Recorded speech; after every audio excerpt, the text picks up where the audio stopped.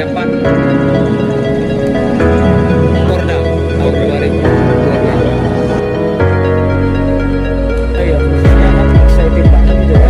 Apalagi ini kan multi event, yaitu sekelas Pekan Olahraga Provinsi, pasti sangat bergengsi sekali.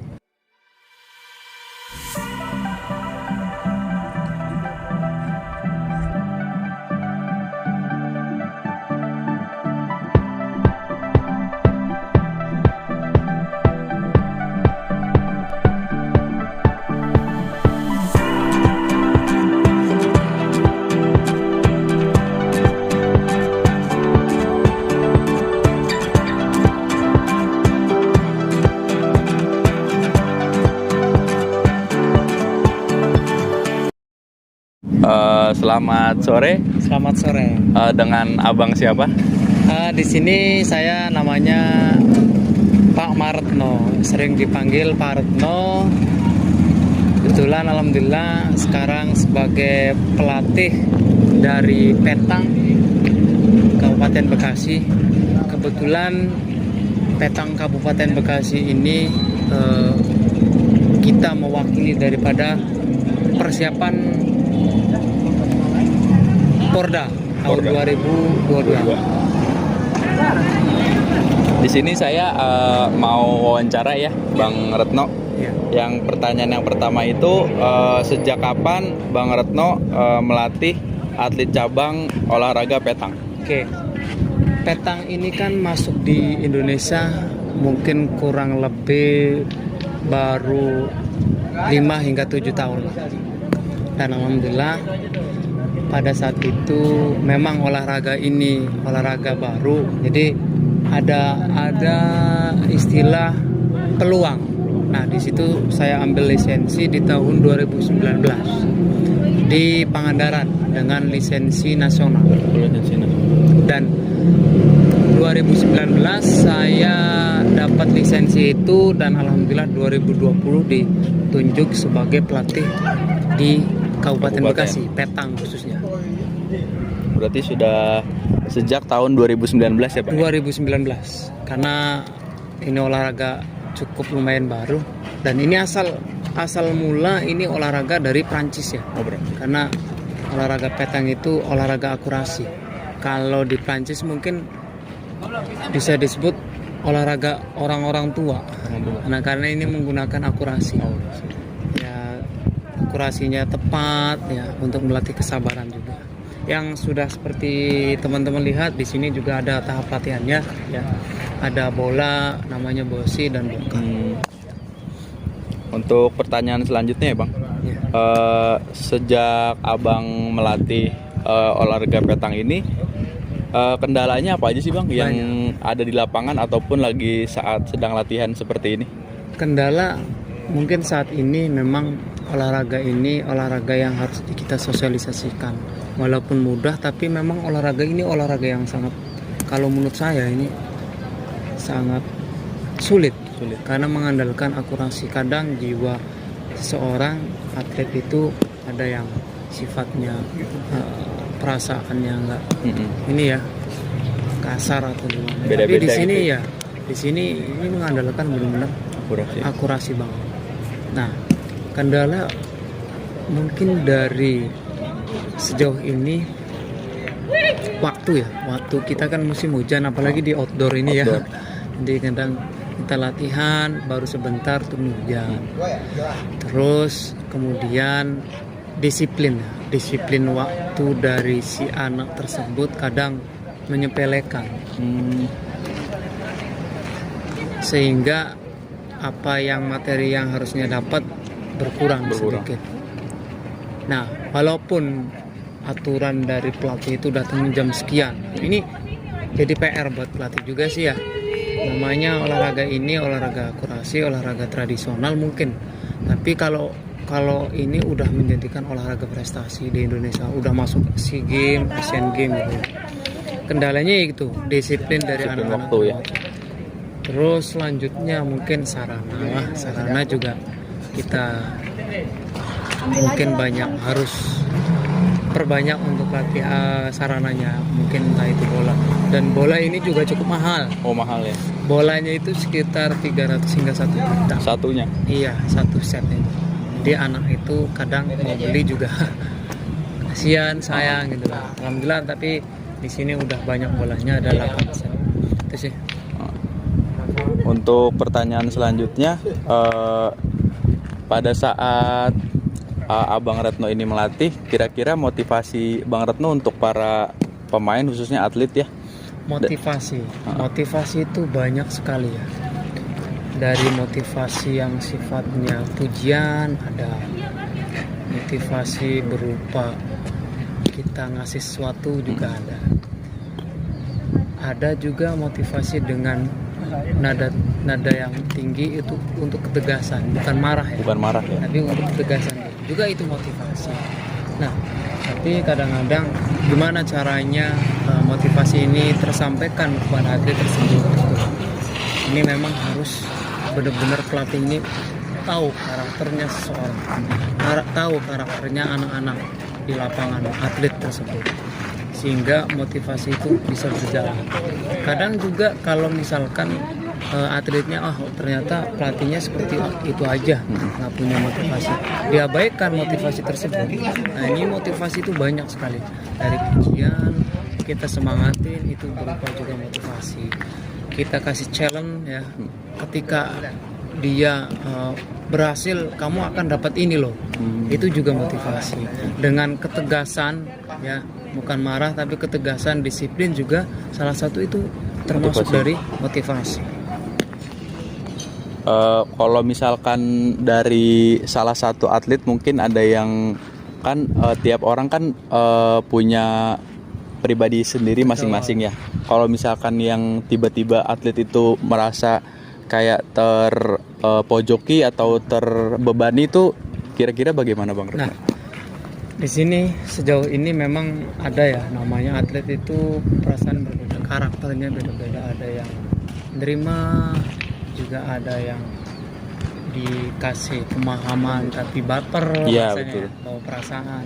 Nah, tugas seorang atlet itu tugas seorang pelatih itu hanya satu, pendekatan. Pendekatan ini sejauh mana sama atletnya.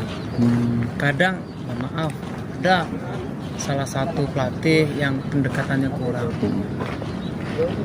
Gimana pendekatannya pendekatannya kurang?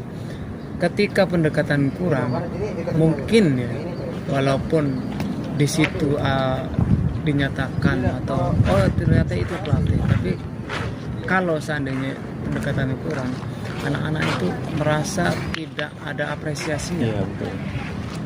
Nah, ya mungkin itu kita harus pendekatan secara harmonis lah.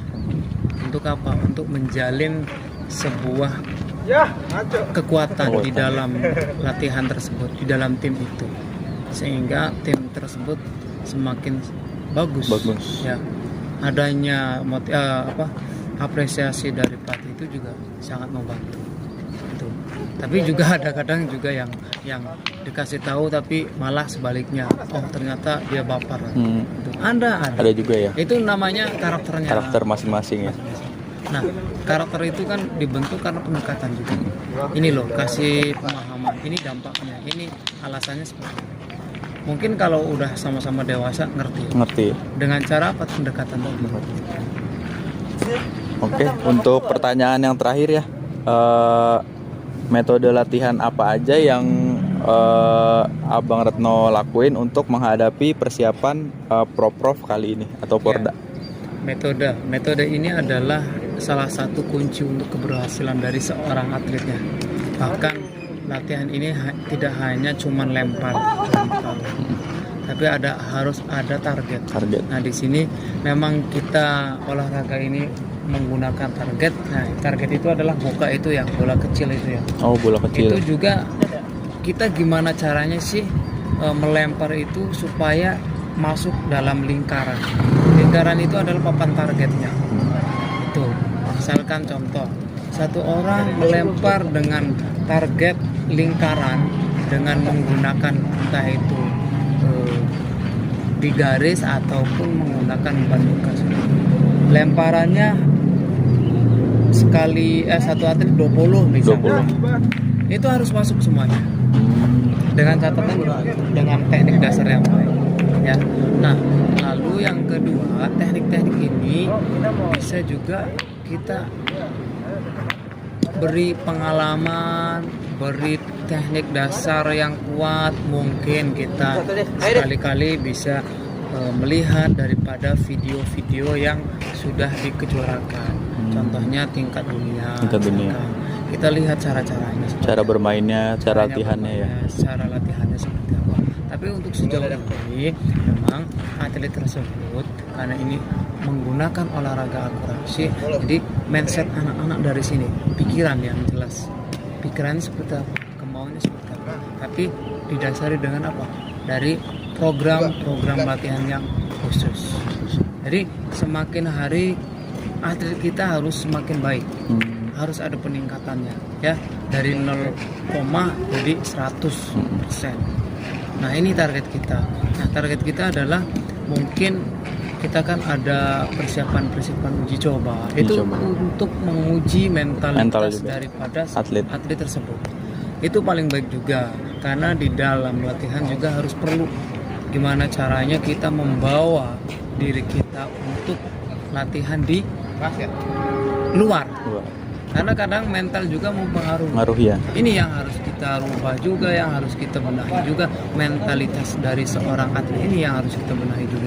Di lain sisi juga program-program latihan yang tadi udah kita aplikasikan seperti itu. Mungkin itu aja teman-teman dari wawancara saya dan pelatih.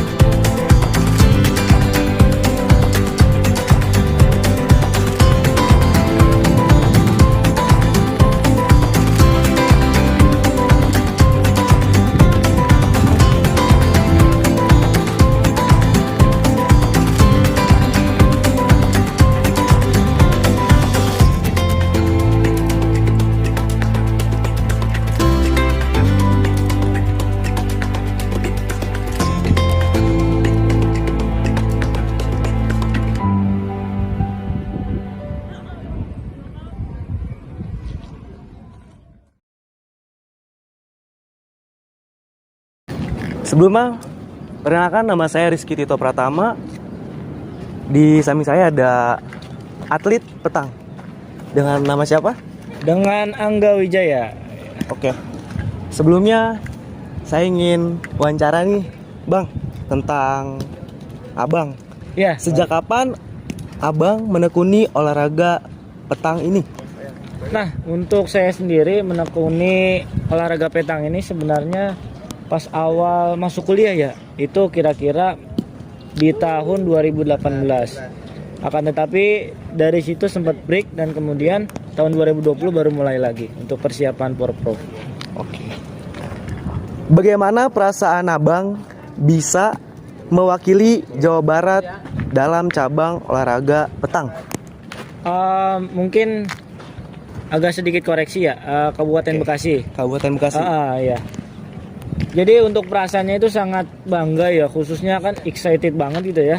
Terlebih ini kan multi event, yaitu sekelas pekan olahraga provinsi, pasti sangat bergengsi sekali. Apalagi ini bawa nama wilayah gitu ya, kabupaten. Iya. Nantinya akan bertarung di pekan olahraga antar provinsi. Oke, selanjutnya untuk persiapan Porprov, apa saja yang sudah Abang persiapkan selama latihan? Ya, untuk persiapan sih kita alhamdulillah ya, kita lapangan sudah disediakan di kampus Universitas Mitra Karya. Kemudian kita dalam seminggu itu bisa 5 kali kita latihan. Berikut nanti akan disusun ya porsi-porsi latihannya dan juga metode-metode yang mana untuk meningkatkan kemampuan atlet, termasuk yaitu metode imagery. Jadi dalam petang itu kan butuh sekali perasaan, kemudian gambaran gitu ya. Dan paling penting sekali dalam olahraga petang itu adalah akurasi. Akurasi yang paling penting. Jadi mudah-mudahan di bulan November tadi pada puncak acaranya Porprov kita dapat meraih prestasi di sana. Oke, amin.